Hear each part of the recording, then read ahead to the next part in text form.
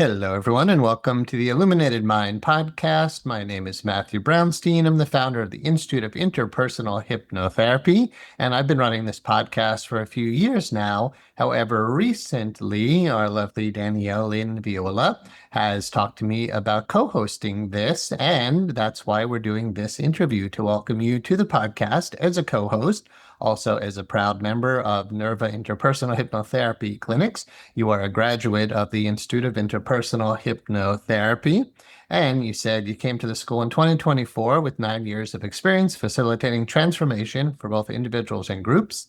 And you mentioned that your uniqueness stems from your multidimensional approach to life, informed by many profound, surreal, and life-altering spiritual experiences in your everyday life, such as one that occurred while walking out of a bagel store in 2016. Since you mentioned that, I'd love for you to introduce yourself, tell us about you, and then, of course, what happened in the bagel store.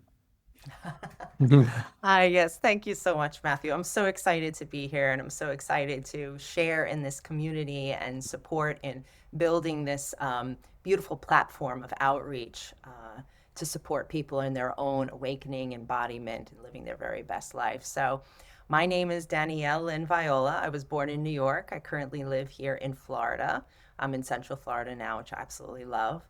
And so, yeah, my background is unique in that when I came into the world, when I was born bridging both sides of the fence. So both spiritual and physical, meaning out of the gate, I was having out of body experiences and astral projecting, and I remembered it all. Mhm. So, every day I would have these experiences, but it was just part of my natural everyday life. So I come from a very unique place of multidimensionality just right from my very beginning. And I've had so many of these kinds of very, very surreal experiences, like the one coming out of the bagel store. So that one was particularly life altering and life transforming for Mhm. me, in that I was in a really low place in my life. I was really struggling in many ways. I was self medicating, I was abusing prescription drugs. Mhm. And I was very successful. I was working downtown in Manhattan in the Wall Street area for a big media firm, and I was just really suffering, playing both sides of the fence, work hard, play hard. And Tyler, my son at that age, was growing up. He was almost 7 years old, and I really had no idea how I was going to get myself out of the mess that I was in. Mhm. Um, and so I looked up at the stars one night and I literally said, I'm ready. Like, I'm ready to move on from this. I really Mhm. had no idea how I was going to do it, but Mhm. I was ready. And Spirit answered, the universe answered. And within weeks, I was literally walking out of a bagel store. I had a YouTube video on my phone. I didn't have my earbuds, so I had them on speakerphone in my purse, and it was a video on crystals. I Mhm. had recircled back to my love of crystals.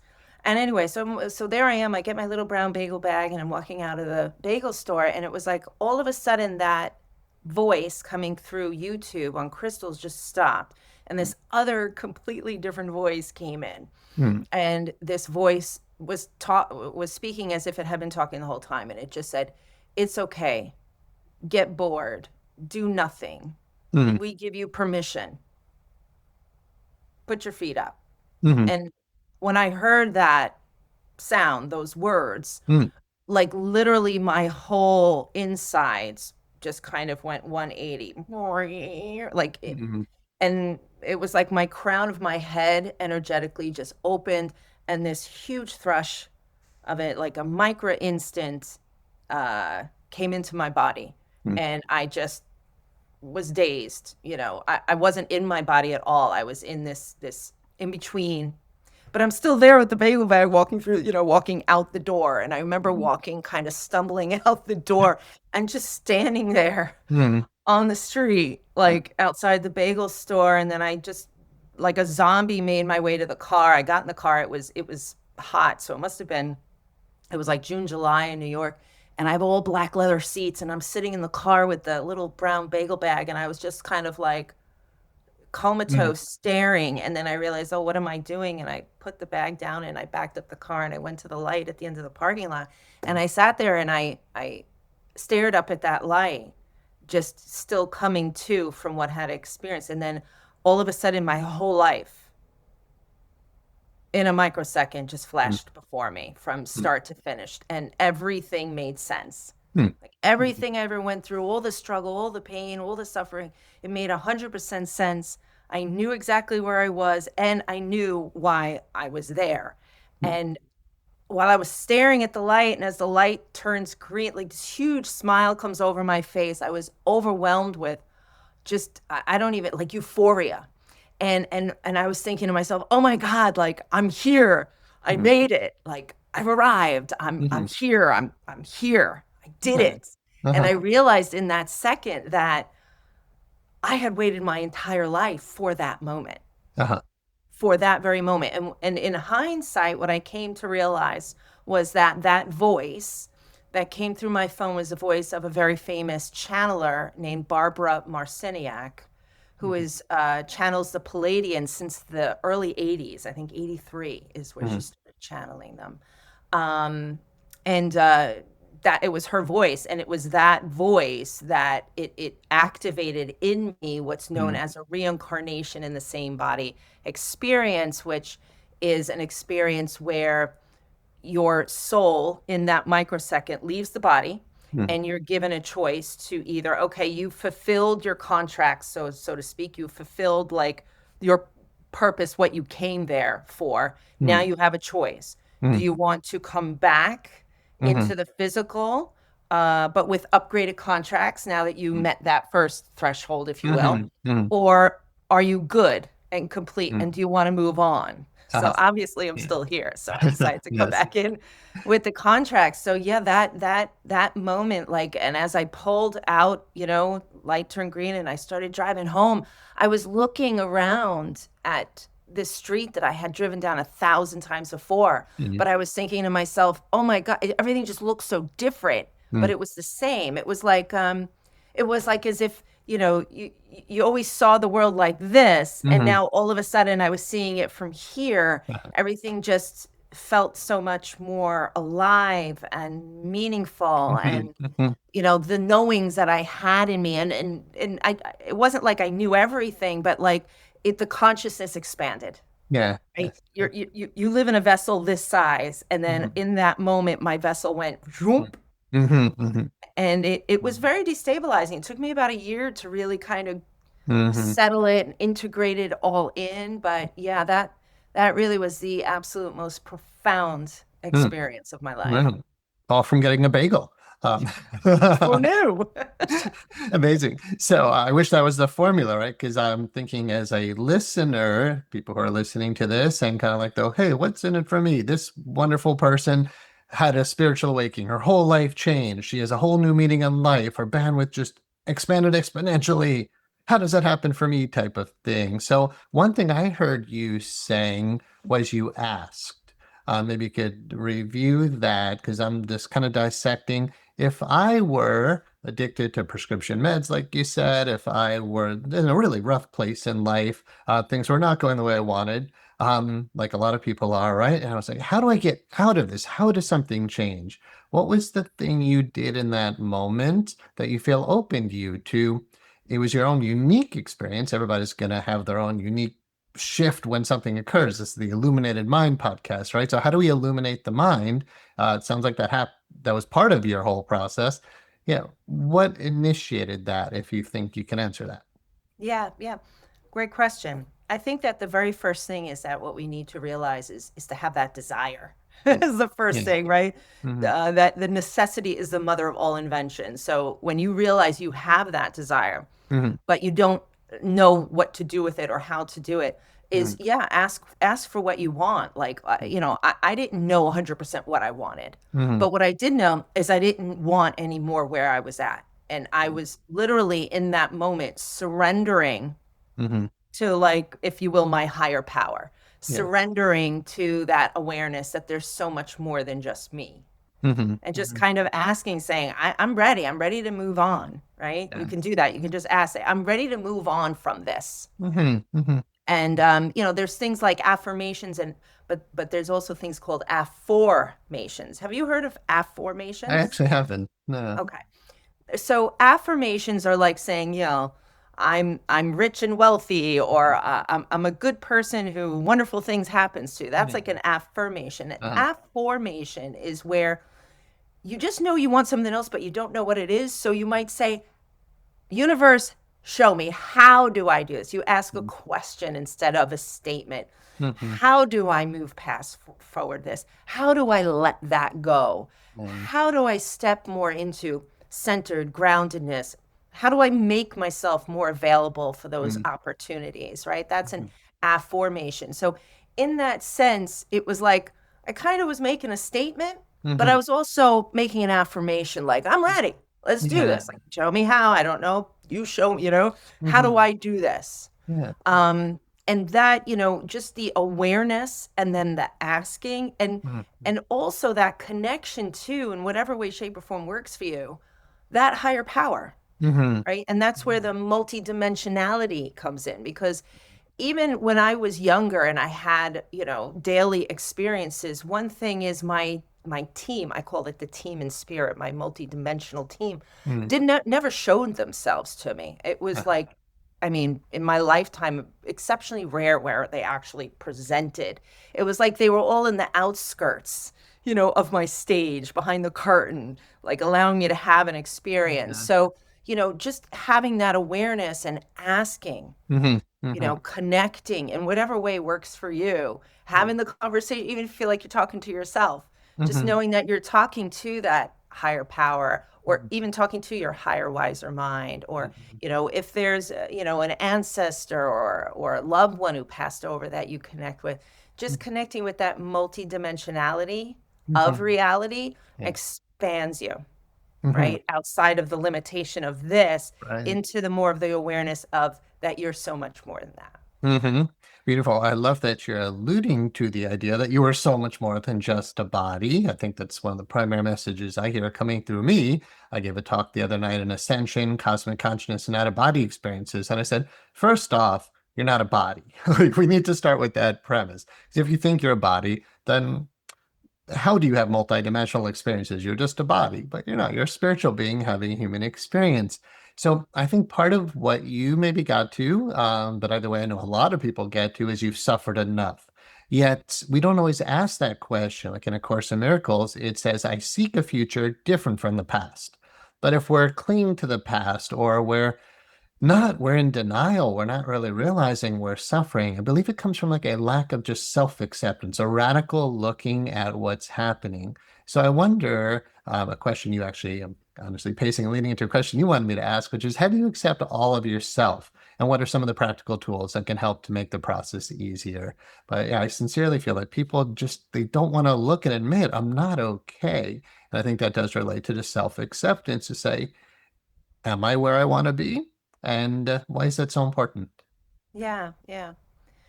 So right away, like as you were talking and as you were posing that question, I think of the quote from Rumi, where Rumi says that you're not just a drop of water from Hmm. the ocean, but Hmm. you're the entire ocean Uh-huh. in a drop.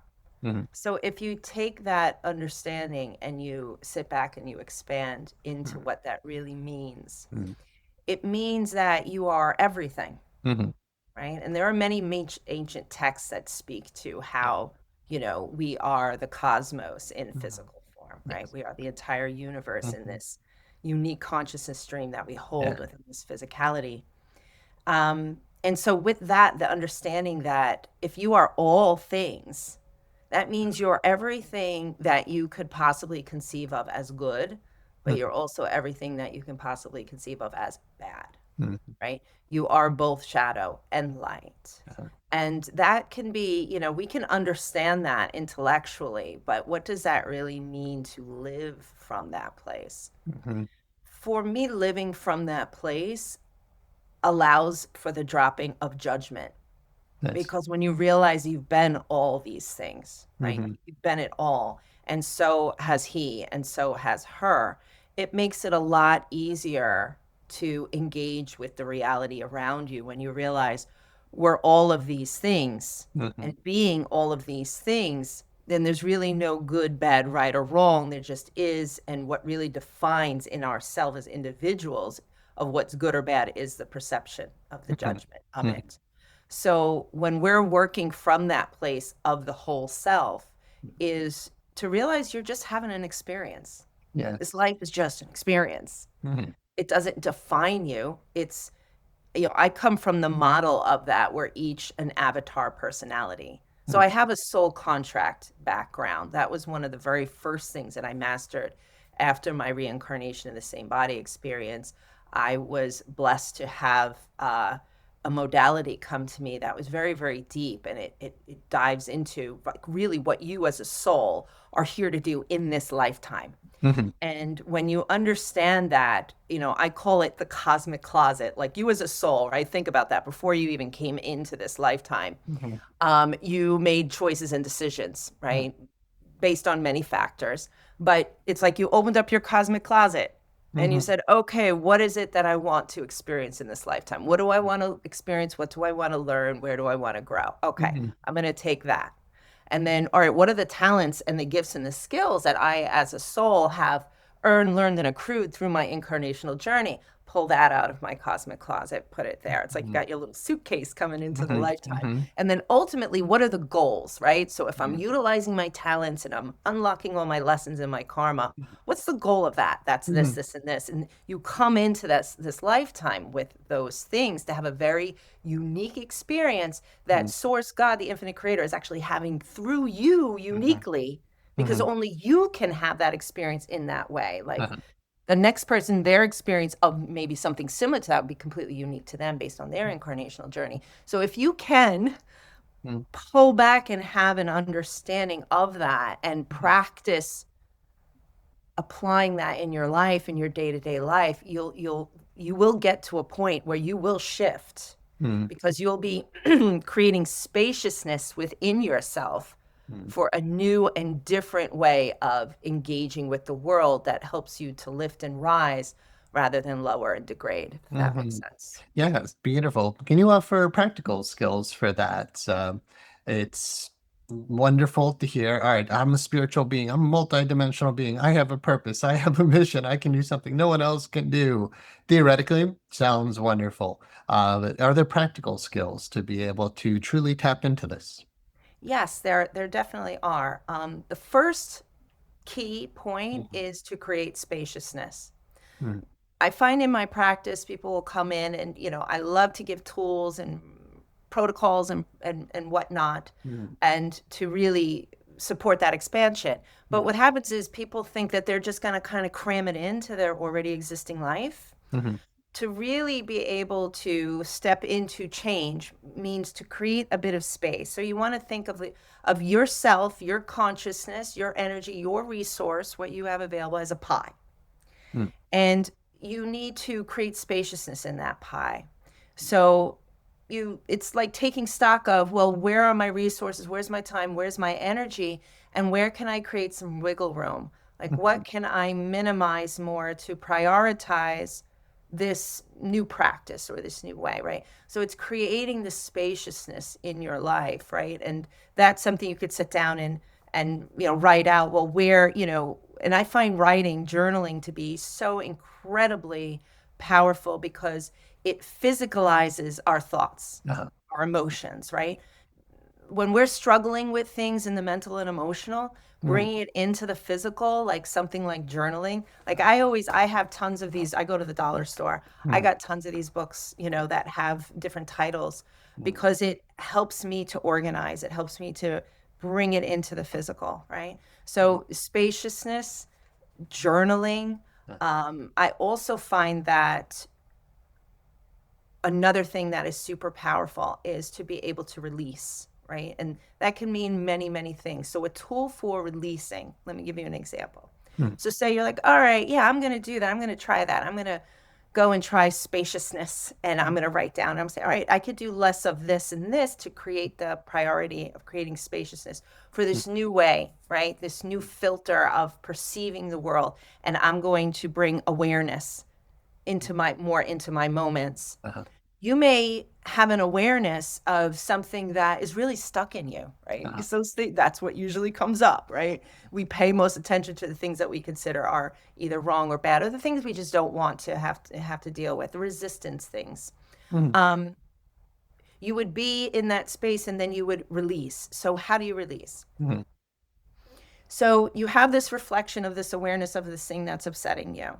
Mhm. So a tool like EFT, right? Emotional freedom technique, Mhm. which is actually a very easy technique to Yeah. learn. Mhm. I like to break it down to a 3-step Uh-huh. process, right? First, you're tapping, right? So for those that don't know what EFT is, it's emotional freedom technique. You can Google it, and it's tapping on certain acupressure points Mhm. around the face and the upper torso that helps you to release the energetic charge Uh-huh. of whatever it is. So, say you're angry, or say you're in self hate, or what have you. The Mhm. 3-step process is, as you tap, you're first talking about what you are experiencing that you Uh-huh. don't like. So, you'll Mhm. be like, I don't like this. I'm realizing that I procrastinate too much. And when I Uh-huh. feel like I procrastinate, it makes me feel like I'm dumb and stupid and Mhm. stuck and weak, and so on and so forth. And then you move to you tap it all out Mhm. until you start to feel and sense that, okay, the intensity is easing up. And then you go into, well, okay, so what do I know is true? Uh-huh. Okay.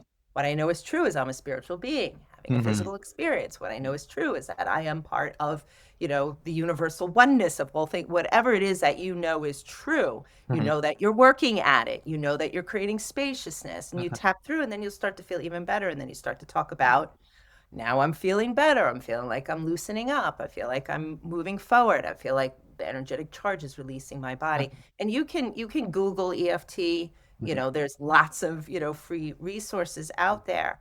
But I find that that really helps, because that helps to support that spaciousness. Yes. So we Mhm. can move through the energetic density, Mhm. come more into our truth, Uh-huh. and find, more spaciousness, more freedom for that next level of expansion. Mhm.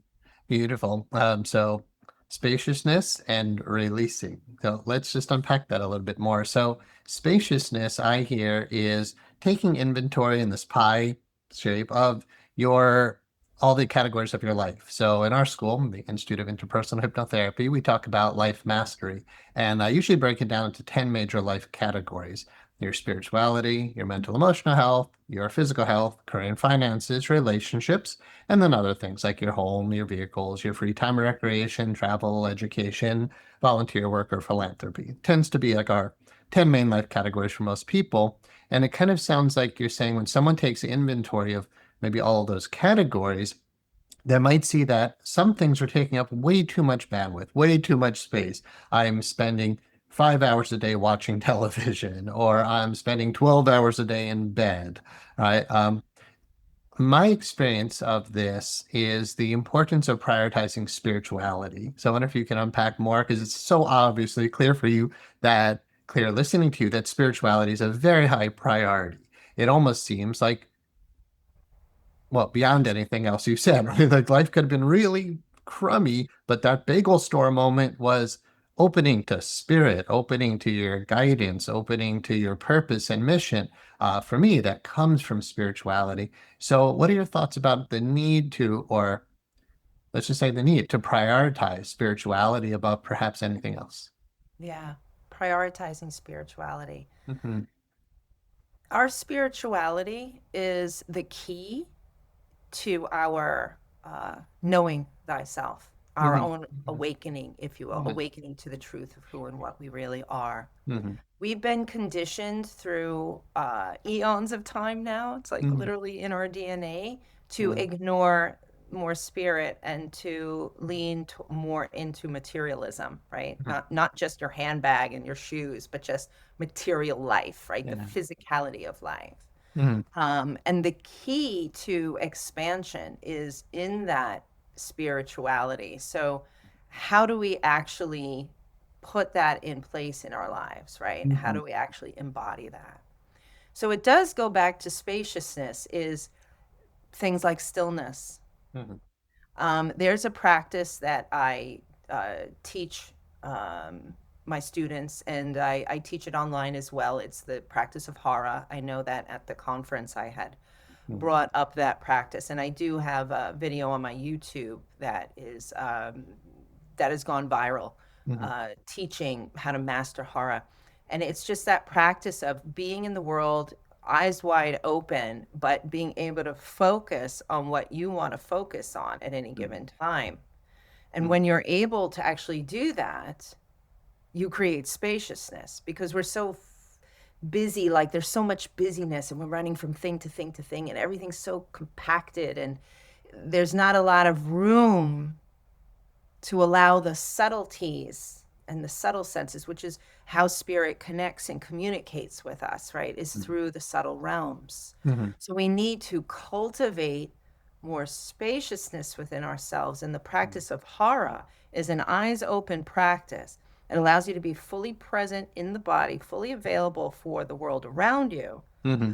but you're in a place of more inner stillness while you're fully functioning, right? Mm-hmm. It's not like you're just sitting there, that's in the beginning, you're sitting there and Mm-hmm. focusing in stillness, but you can get to the point where you are walking around in this Hara space of spaciousness. There are many, many channels that speak to, like Bashar is one of them, and speaks to about how when you're in that place of this spaciousness that I'm Mm-hmm. speaking of, that Hara can support you in getting into, that those intuitive insights, nudges, the inner knowings become much more clearer. Mm-hmm. And you begin to build a pathway of awareness within yourself to that higher, wiser mind that is always there, Mm-hmm. that allows you to get that gut impulse to, I'm not going to go this way, I'm going to go that way. Mm-hmm. Or I feel this impulse to make the choice in this decision, even though practical past precedent would point me in the other direction. Mm-hmm.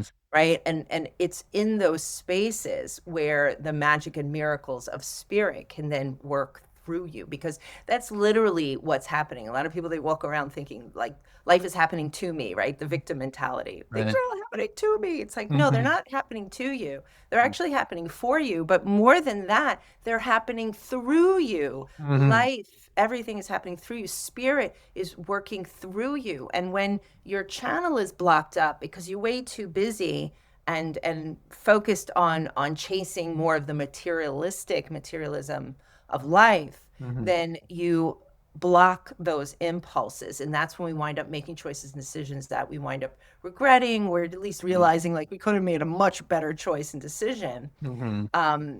So bringing spirit in is creating that spaciousness, listening, um, creating an opening that allows the subtleties, the awareness of the subtleties to come through. So even just focusing on your subtle senses, Mm-hmm.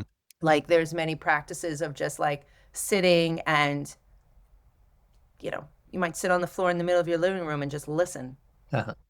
Mm-hmm. You might hear like the gurgling of water coming from the refrigerator, or you might Mm-hmm. hear like a drip that maybe you Yeah. weren't even aware was happening, or even just going outside, going into nature, like looking at the trees, Mm-hmm. but not just looking at the trees, like looking at the patterns in the leaves of the Mm-hmm. trees and comparing one to another.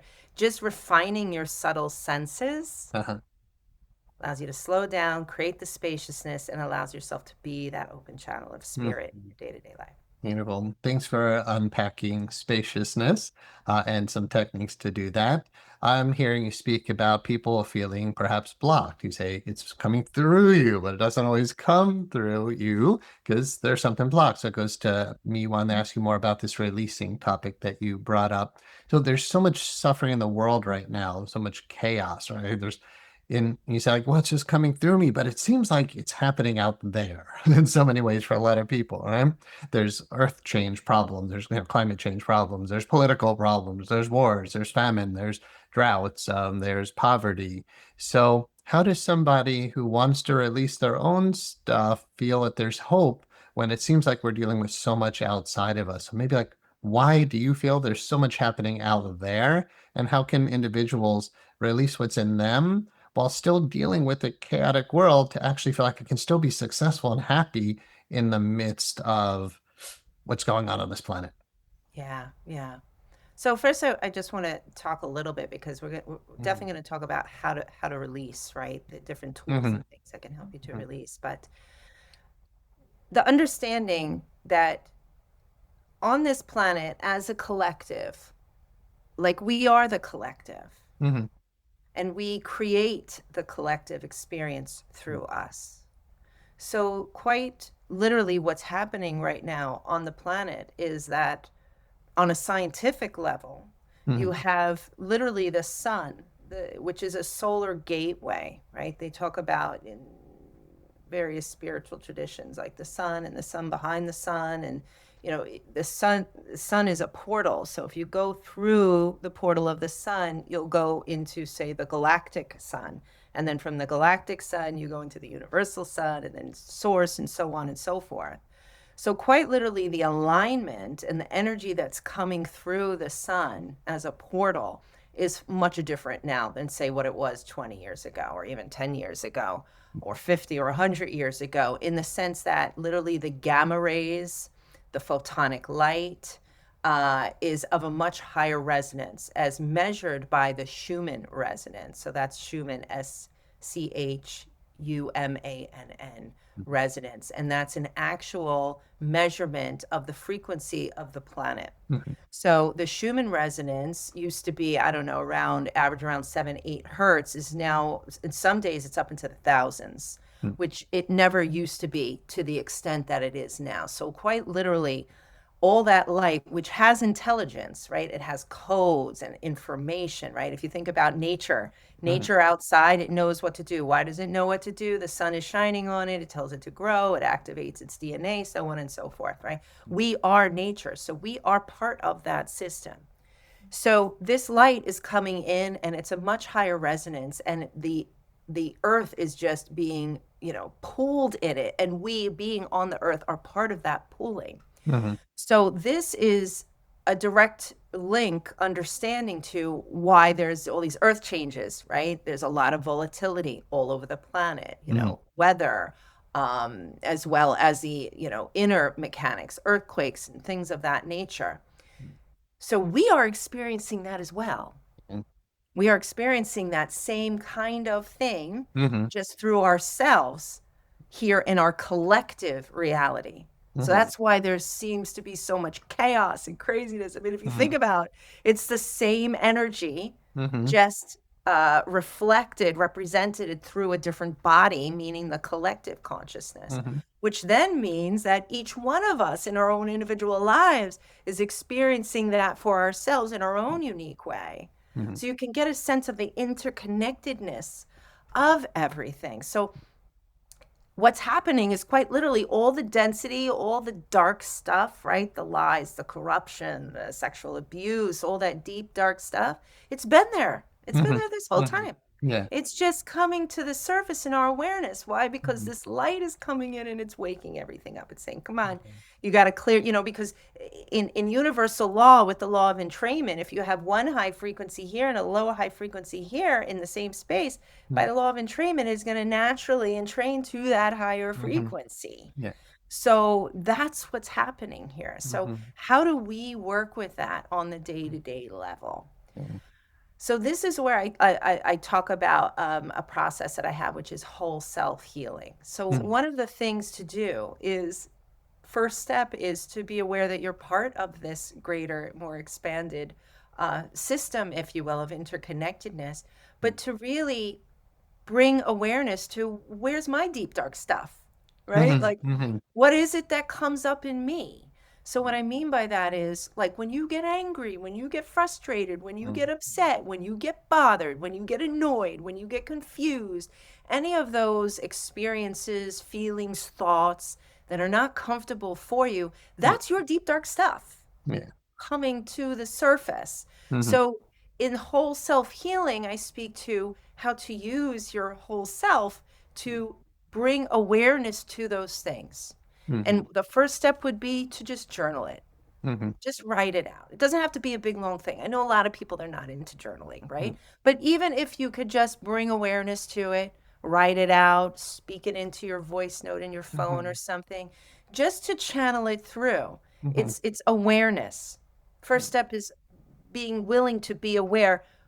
which means you would have created some spaciousness for that awareness to write down, and you'll start to notice, wow, I feel like I'm being taken advantage a lot, right? Because that's one of the things you're writing down. You're writing down, this is what I'm feeling. I'm feeling angry. Okay, what am I feeling angry about? I'm feeling angry because I feel like I'm being ignored, right? I'm feeling like I'm being ignored, and when I feel like I'm being ignored, it makes me feel angry, resentful. It makes me feel like I want to punch somebody, right? Just bringing awareness and acknowledgement to these things and then writing them down can be exceptionally freeing, but also it helps you to reflect. It helps you to bring awareness to the inner workings within you that are holding these dark constructs, if you will. Because the truth is, as I know you know, Matthew, and you teach so beautifully in the school, is that your natural state is to be perfect, whole, and complete, to be this unconditionally loving, fully accepting, in the flow, just, in that place of gratitude and joy and bliss. I think of it as a baby, babies when they're born, they're just in awe and wonder, and everything's just wonderful. I mean, if you were to take a baby, you wouldn't want to do it, but if you were to take a baby and just drop them and safely, they wouldn't curl up and go, no, they would be like, we learn how to be resistant and afraid. We learn what pain is and means to us. That's not part of our natural state. So just understanding that, and then just being willing to be honest and to reflect and acknowledge and even just write those things down. I mean, there's other steps to it, but this is a really, really good start.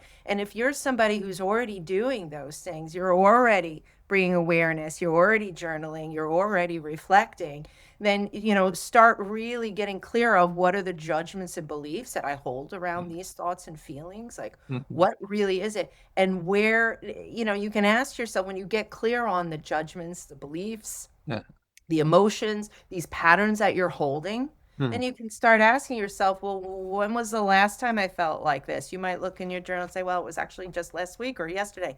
Then you can ask, well, when was the first time that I can remember experiencing this? And you will be brought back to, original wounding spaces, right? Early childhood. Some people, they can go all the way back, others not so much, but it's fine. Wherever you're at is perfect, because that's what you're meant to look at first. It's like the ego onion. This is a process of peeling the onion layers and getting closer and closer and closer and closer to that true, pure, organic self, who's pure love, joy, wonder, and bliss. Beautiful. Everybody wants that, right? Pure joy, love, oneness, and bliss. Even if they don't realize they want it, right? We use Connie and Jace's core transformation process, where we say, well, why do you want that? Why do you want that? And why do you want that? It always comes down to, I want peace, love, joy, bliss, oneness. And so when people get into spirituality, right, they're seeking that. They're seeking the light. You've been acknowledging in so many ways the importance of looking at the shadow, of acknowledging your wounds, of looking at the resentment, the anger, looking at there are challenges in the world. And perhaps, I think you're right, there is an increase of life force energy in the planet, if you want to look at it that way, but things are vibrating at a higher frequency. It's forcing our stuff up. So what are some of the misconceptions you think that people have about spirituality or spiritual awakening? Because I think we're all hoping for just one day, it's just all going to be better. But even if maybe 10 or 20 years from now, I don't know, it might be all better. What's the real work now? Because I don't think it's just focusing only on the light. So can you expand upon the shadow self and what the real work is in spirituality? Because if it's only just, I just want peace, love, light, bliss, and joy, we're missing the whole other part of the equation, as Debbie Ford wrote about in her book, The Dark Side of the Light Chasers. We really need to embrace and look at this dark side of it. So what are some of the misconceptions, perhaps, that are going on around here with spirituality and personal growth? Yeah. So misconceptions of spirituality and spiritual growth. And this is something, there was something you said there, Matthew, that like just tickles me, because we all want this. We all want the magic wand. Yeah. And part of us, quite honestly, all feels like it should be easier than this. It shouldn't be this difficult. Sure. It should be this this challenging.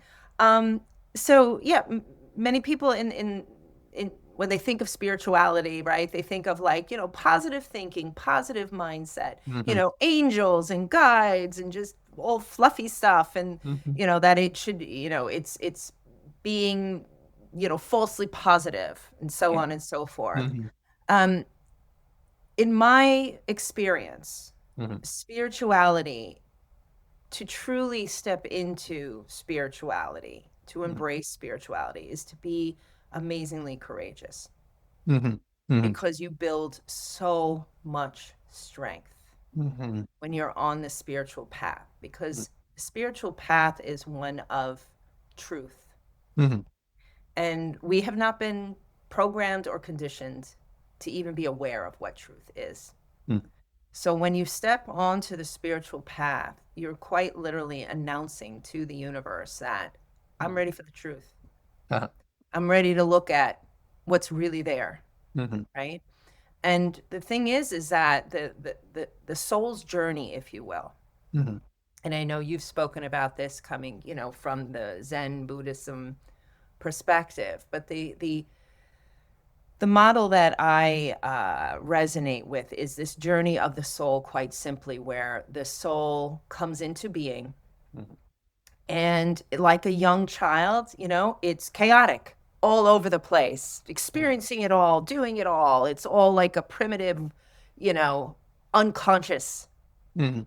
movement and actions. And Mm-hmm. in doing that, we create all sorts of issues. Mm-hmm. So it's like the beginning of the journey of the soul is being the perpetrator. It's pretty much where you're like, you have your experiences, you're making all your mistakes, you're doing everything wrong, you're taking the shortcuts, you're not experienced or mature enough to be aware that there's many, many layers and subtleties and things that need to be. If you think of it from a parental figure, a good conscious parental figure, I'll say, and a young child, it's just, all over the place. And we wind up making many, many mistakes. And Mm-hmm. so we become the perpetrator of many ills, Mm-hmm. right? We do everything wrong, if you will. And it's in that, with the law of polarity, it's through that polarizing experience of being the perpetrator of all ills that we then have to balance it out through the law of karma, Mm-hmm. and we start to come into incarnations where we are the victim, right? We're the perpetrator Mm-hmm. through the law of balancing karma, cause and effect. We Uh-huh. then become the one that is receiving on the receiving end. We become the victim. We go from the perpetrator to the Mm-hmm. victim. Mm-hmm. Then eventually the soul evolves through these experiences, and now it comes in to be the healer. It comes in to unify both those sides of self, unifying both sides of the experience from one to the other into the wholeness of being. Mm-hmm. And that's the amazing miraculous gift of being human, is to have it at this very, very deep level where emotions and pain and suffering are part of it, to really anchor in the depth and expansiveness of that polarity, so that we can then come in that much more wiser, stronger, more whole, more complete, more vast and expanded than ever before. Mm-hmm. And so that's what spirituality brings you into, is in that journey. And when you realize you've been all of those things, it's like you become that very wise person who doesn't hold judgment, Mm-hmm. is aware. I mean, I've had many spiritual experiences of myself being that perpetrator, very dark, very not fun.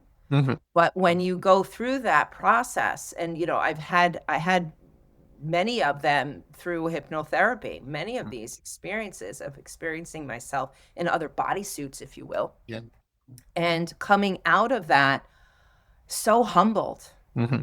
Mm-hmm. And when you are humbled like that, and you have that awareness that there's something so much greater and bigger than yourself that you are Yeah. intimately, Mm-hmm. innately part of, Mm-hmm. that humbling experience, when you integrate it, it's like you just Uh-huh. expand and you just keep expanding. So that's the spiritual path. Yeah. Nice. I love it. I love the journey of perpetrator to victim to healer, because so many people who end up going into the healer phase have felt like a victim, that you're giving some sense of purpose there, that things are balancing out, you're going to heal yourself, and then you're going to be led to heal others. And you brought up hypnotherapy, which is the perfect transition for that. So, one of my last questions for you is, why did you end up going through our school, the Institute of Interpersonal Hypnotherapy? And after all this knowledge and wisdom and spiritual experiences you had, why hypnotherapy? Why hypnotherapy training? I mean, I can just, before I let you unpack that, I too can share the same exact experience of looking at a lot of past lives. I've seen about 14 of mine through hypnotic past life regression, and I have seen all sides of the psyche where there's no way I could judge anymore. I've raped and I've been raped. I've murdered and I've been murdered. I've been poor and I've been wealthy. I've been a saint. I've been a sinner. I have seen all of it. And I've never been able to look at a client again and just say, oh, you did that. I've never done that. I'm like, no, in past lives, I've done that too. But I can see the journey for me as well through looking at a lot of lifetimes from perpetrator to victim to now I do get to find myself in the role of teacher and healer, facilitator. And there's something so incredibly rewarding about it because the spiritual growth isn't just about constant pain and suffering. And, there is a space of enlightenment, liberation, moksha, freedom. Right? We're still observing what's happening in the planet. Yet in the Zen Buddhist, the Bodhisattvic ideal, we say, okay, yeah, the world is on fire, but who's going to bring water to those on fire if it's not for the Bodhisattvas, if it's not for those who are willing to commit to being part of the solution? So how do you feel that hypnotherapy and hypnotherapy training fits into this? Because there's many modalities, but I know you've become very passionate about this one. Yes, yes, for sure. Yeah. So yeah, my background, like I had briefly mentioned, coming out of the RSB, they were actually, which is the reincarnation, the same body experience coming out of that bagel store. There was three things that I knew I had to do. I had to learn how to work with energy, I had to understand universal law, and I had to learn how to work with the planet. Hmm. So I joined a farm. I've been farming ever since, farming and growing, working with the planet. I became a Reiki Master, Mhm. and I just started studying universal laws. And at that time, there really wasn't a lot out there. So anything I get my hands on, and then I went into the soul contract work, Mhm. and that brought me into channeling work. Uh-huh. So I studied quite intensely over 5 years under a woman who is absolutely amazing. Her name is Almera Ariel Harrier. She's in the south of France, and she channeled divine healing. And so I did that, and I also studied shamanism. I studied underneath a gentleman out in New Zealand for 2 years. And I also went into light body work. Mhm. But what I realized, and the reason why I went into hypnotherapy, because I'm always looking to expand my repertoire of tools with things that I really resonate with. And I Mhm. went into hypnotherapy because I wanted to reach a lot more people.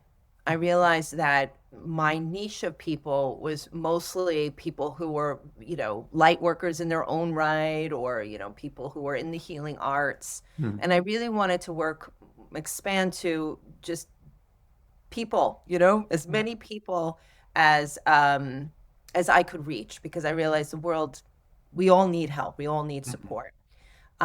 So I had originally looked at going back to school. I have 3 college degrees. Mhm. And then I realized, do I really want to go back to Yeah. school for a fourth college degree? And Mhm. it just didn't feel in alignment for me.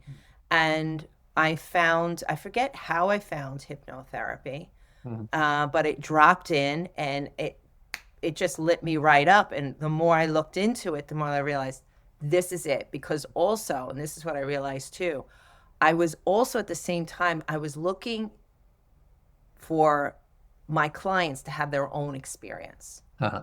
See, many times prior to hypnotherapy, it Mhm. was me channeling, it was Uh-huh. me saying, okay, your guides are saying, we need to look at this. Let's go down the rabbit hole with this. Let's do this and Mhm. this and this.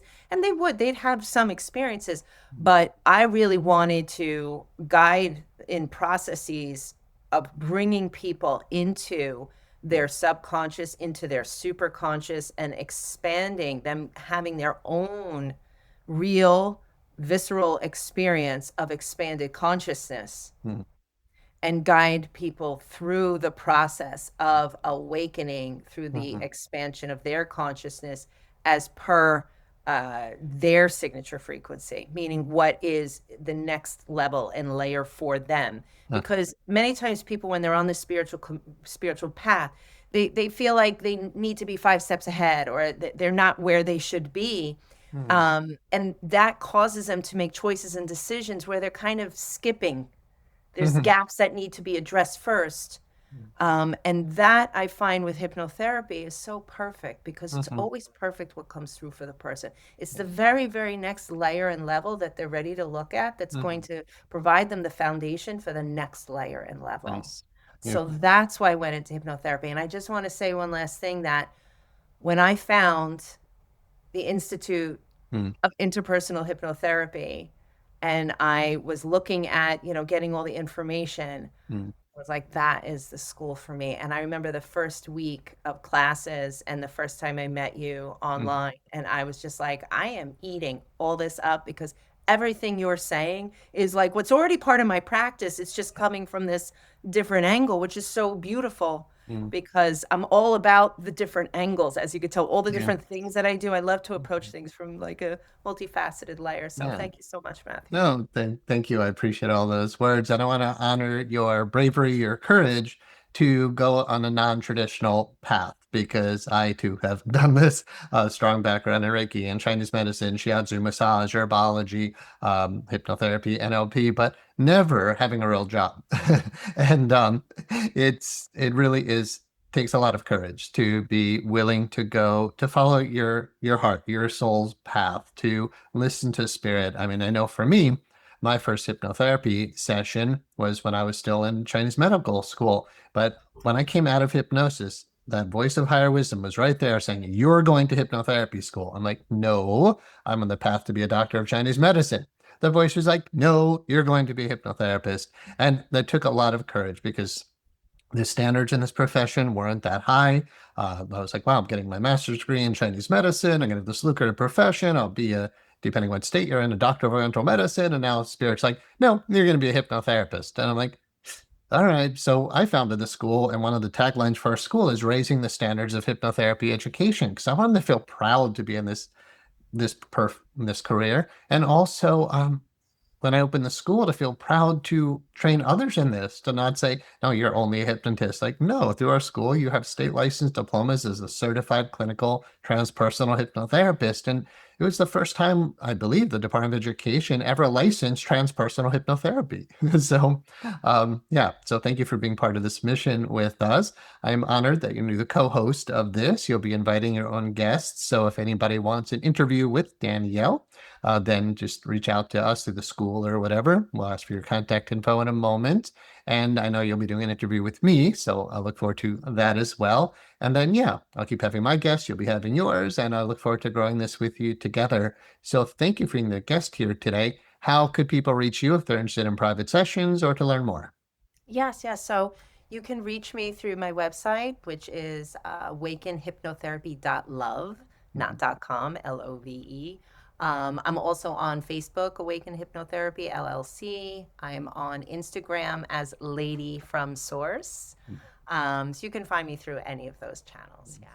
Beautiful. And you're available at mynirva.com for private Yes. sessions through our clinic as well. So thank you so much for not just being a guest here, but also being my new co-host, and for being part of the whole journey with us. You'll be presenting at our upcoming conference, and again, you're part of our clinic. So I think you've found the place you're meant to be as far as this part of the work. So thank you so much, and I look forward to the continued journey together. Yes. Thank you so much, Matthew. My And thank you, pleasure. everybody, for being here. Thank you for being here.